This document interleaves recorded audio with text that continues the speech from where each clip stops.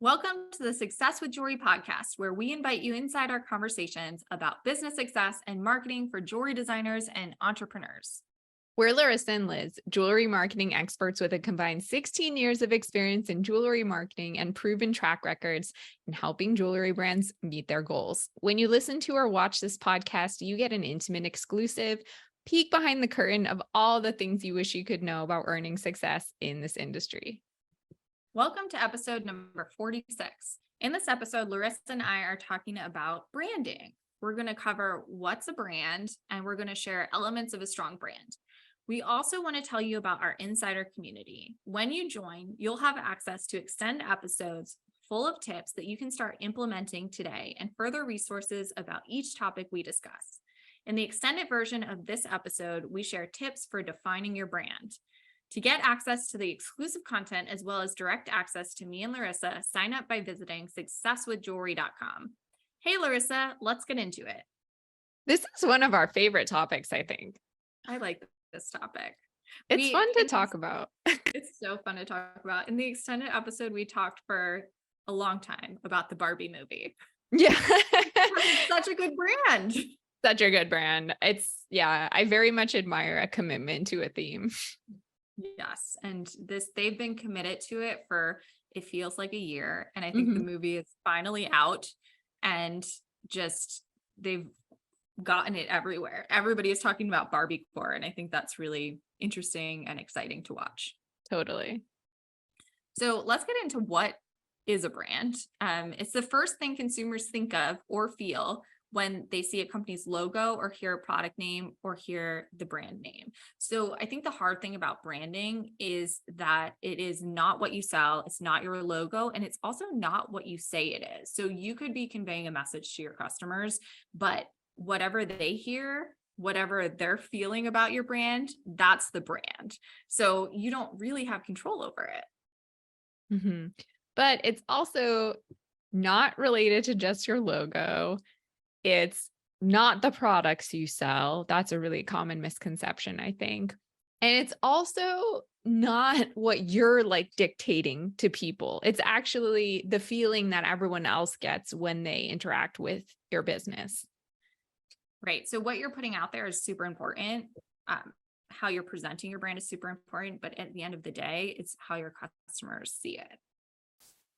So let's talk about some powerful brands. I think everyone knows my favorites because I'm like a broken record about them. But May Lindstrom, which is a high-end skincare brand, she's so personal. She's so transparent. It feels like she's talking directly to me.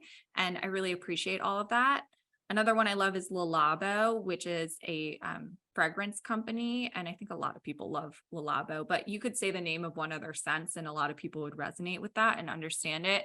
And I think their brand has kind of like just transcended them. There's an Instagram account called Overheard Le Labo, which is like just like things people have heard when they were shopping at Le Labo. So it's just expanded past them. So that's a brand I really love. Their visual identity is super strong too. And then in the jewelry industry, one of my favorite brands is Marla Aaron because it is so distinct. It is so her. She's so clear on how she's presenting her product, and her voice in the way she talks about her brand is really strong as well. Yeah. And some other ones we talked about in the extended episode. Anthropologie is a fan favorite for sure. Yeah, someone on Threads said that that's one of their favorite brands. And I agree. They do so much good work with sharing user-generated content, I think. And they're able to, Laryssa had said, they're really able to reach a lot of different age groups. And it's just, they have a really strong brand. Mm-hmm. I love Aesop too. Have you ever shopped at Aesop? Yes. I think about, when I think about fancy boutique hotels, because they always have their soap. Yeah. Isn't it soap? It is soap, right? I know. I love like the experience of the store and how everything, like the color palette is kind of austere, but like you feel fancy like using it. It's luxury. We also talked about Glossier, which we didn't mention this in the extended episode, but we talked about their Instagram being just a really strong brand. Their brand is really strong. Their Instagram is really great. They have a small product line too, which is interesting. They started with a small product line, but they really created a strong brand around it. But their stores, I've not been into one, but I've seen like videos and photos of it, are like really in strong alignment with their website and their Instagram and how they're presenting their products. Mm-hmm. Yeah, we'd love to know your favorite brands. I'm always interested in what brands people are attracted to.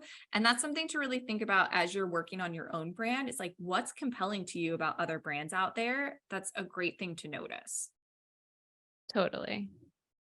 And I think a lot of the people listening to this podcast are designers, and maybe like entrepreneurs or solopreneurs, I should say. So it's like a one person show. And I think it's hard to distinguish the designer from the brand. But as the designer, you set the tone for the brand, the aesthetic, the values, the vision. But the brand is bigger. It's all of the things working together. And I think it's important to distinguish like, what is the brand and who are you as a person, and create boundaries. So you aren't, you need to separate yourself from what the brand is. Even though your name is on the door, you are not the brand. The brand is bigger than you. That's such a common growing pain, I think, for a lot of designers who have their businesses named after them as they're just starting out when they're small. I think they do so personally feel connected to their brand and feel like they have to be their brand and like be the face of it. But then that can very quickly become unsustainable. So it's really important to kind of think ahead, and how do you want that divide? What do you want that divide to look like? Where do you stop? Where does the brand begin? All of that. Yes, create those boundaries and clearly define the personal aspects that you want in your brand and the ones that you don't, and write it down and help separate. That will help separate it all for you. So let's get into some elements of a strong brand. First and foremost is a strong visual identity. And that doesn't necessarily mean that you need like professional photos and all of that, but it's being consistent in the colors you use and the style of photography you use. Even if you're just taking it with an iPhone, maybe it's the props you use with your photos, how you're displaying things. All of that's really important for people to like connect with what you're doing, so that when they see an Instagram post pop up or open an email, they know it's you before reading anything.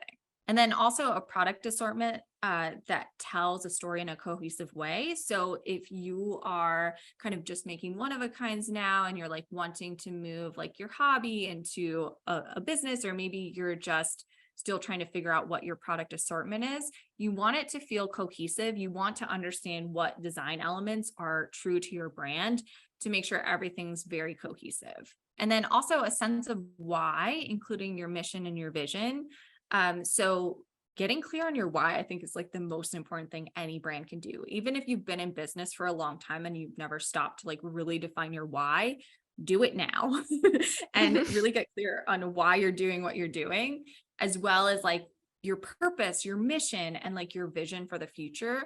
I would also say that knowing your values and being transparent about your values is another really important element of a strong brand. So if you haven't written all of this down, it doesn't need to be a formal document, but just write down all of these things and keep getting more clear about them.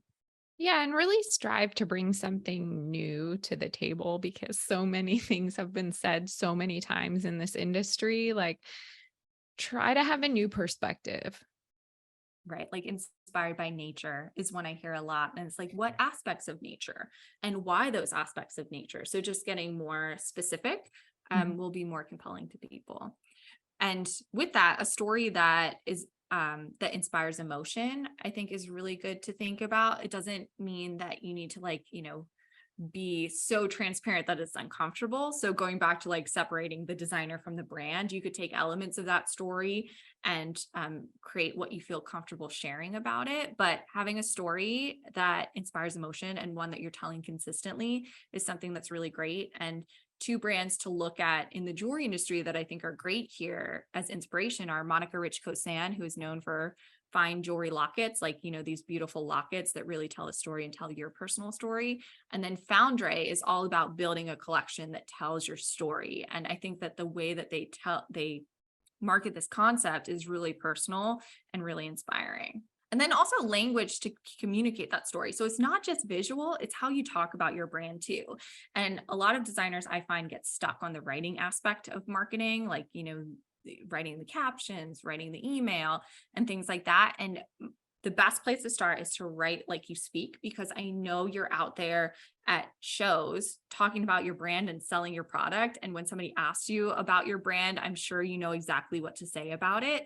So transcribe that and start there. Another element of a strong brand is consistency and conviction. Consistency is essentially the way to succeed in marketing, being really consistent in your message once you've figured out what that is, what you want to be saying. And then also, of course, believing in it. So coming at it with conviction. And I think that another thing to think about is being transparent and being authentic. So all of those things working together will make your brand feel really, really strong. And if you feel like you have your brand defined and you're wanting to make your brand stronger, continue to refine your message. So even if it's setting 30 minutes on your calendar every week to check in with your brand and just make sure everything feels really good and everything's working, I think that's a really good idea. Also report on and analyze the results and make sure you're staying consistent. I can't say this enough. We can't say this enough. I feel like we talk about consistency in every podcast episode, but consistency is what's going to build a strong brand for you at the end of the day. Yeah. So when you pick a brand, be sure you feel good that I'm going to be doing this for a while. Yeah. A while being like a year. So not just a couple weeks, not just a month, not just a quarter. Like you want to, and yes, you can make tweaks to it, but you want to stay really consistent in what you're doing for at least a year.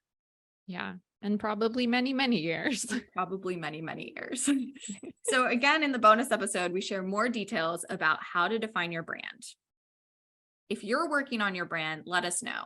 You can visit successwithjewelry.com to sign up for the extended episode as well as exclusive content. Thank you so much for listening.